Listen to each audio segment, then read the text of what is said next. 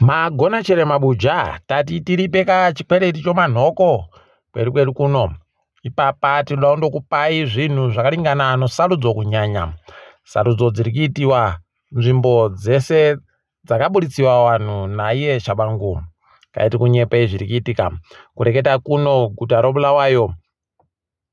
Kuvhota kwatotanda kuitiwa izvezvi pokare nedzimwe nzvimbo dzokumativi kwakabisiwa vanhu naiye Shabangu. Kuvhota kuri kuenderera mberi asi kutekenderera iko tagoita makwerikweru ano kuri kuratidza kuti kuri bechisvinu. Vanhu vari kuenda bakovhota zvekutoti paribe hari kuziva kuti vanenge vari wangani. Kana vanhu vakatobuda zvikamu 20 chaizvo, aiwa tinondotenda nokuti paribe kana chibodzi. Nozuro manhoko iwayo kwakazoburika futi pokare kuti mutongi Nevha Chitiyo akazobudisa pokare umwe mutongo wanga nhadzirisa manje.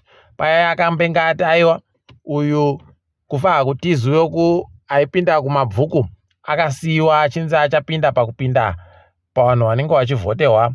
Akazobenuka akati aiwa ndachinja pokare kufa hakutiziwe achapinda bapa vanhu vari kuvhotewa.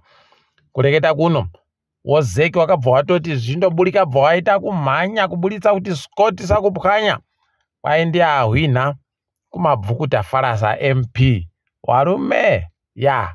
Asi zvese izvi waribe kutetekera kuti CCC yagotowanyorera tsamba ikati aiwa imimi itai kuti vanhu vedu vange varipo pokare kuti zviite zvakanaka. Nokuti kuti takaenda kuomirira nyaya yedu kudare rodzimhosva kuti ireke kuvhiringika. Ipapa paribe vagoziva kuti chii chaitika kana dare rikazoti alright vanhu vonga wachapinda pai pokare iwo vanhu vatoitiwa sarudzo kare. Unobva waona kuti pakaita kunyangaraka. Rekai tione ipapa kuti zvinopera sei. Wozapu ndo vamwe vari kuchemawo pokare kuti kwai izvezvi waribewo vanhu vavo pavanhu vari kuvhotewapo. Unosaya kuti chii chiri kuitika. WZANU-PF vamwe vari kundopindawo vachiita kutenderera chaiko.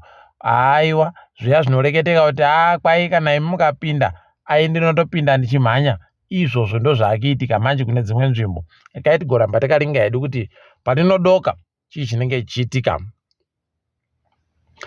noZEC kubva paisiwa mutongo namutongi Nevha Chitiyo wakabva watoreketayo kutoti taakutobisa vanhu CCC pamapepa okuvhotera. Pokare taakubva tataya mabharoti atanga tapirinda okuti agovhoterwa vanhu CCC. Mane agozviziva kuti ZEC inoita kuchimbidza kudando. Apa pakapinda sarudzo munanya mavhuvhudza tabva dziya. noZEC wakaramba kuchinja kubisa monzora ati ndichapinda bapa sarudzo pa. Varamba kumubisa wakati tatopirinda kare. Kuno apa zvakaitika mazuva mairi sarudzo dzisati dzasvika asi wabva watorengeta kuti tatokona kupirinda. Zvinoratidza chanja chopfene ichi. Wanokona wanga watoona mapepa yacho kare wari kutoziva zvichaitika nozvese.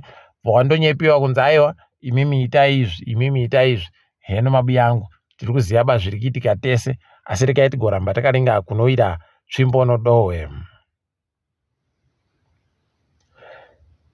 Kureketa kuno wamunangarwa wagotoita kureketa kutoti rekai tinhadzirire zvogore rinouya.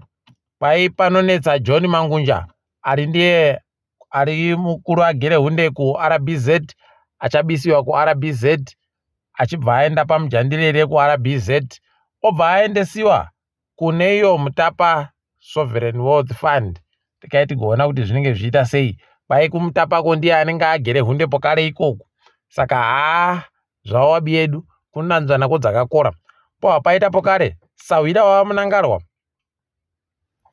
ndiye abva abisiwa kuFBC zvogore rinouya. Obva aisiwa iko kwabisiwa panonetsa Mangunja kuRBZ.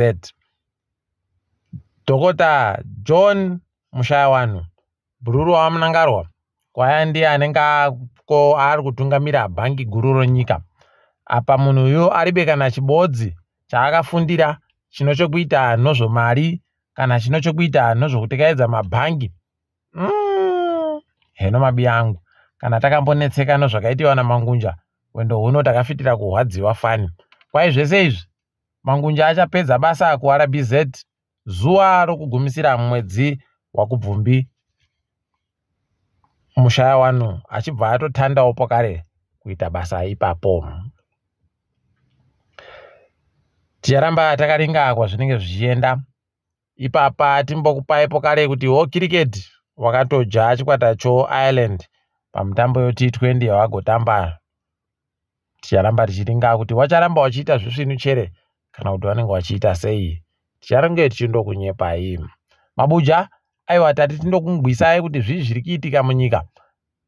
Tinoboyana manhoko kana zvakoneka. Ndini wenyu Mhanduwe Wenhau.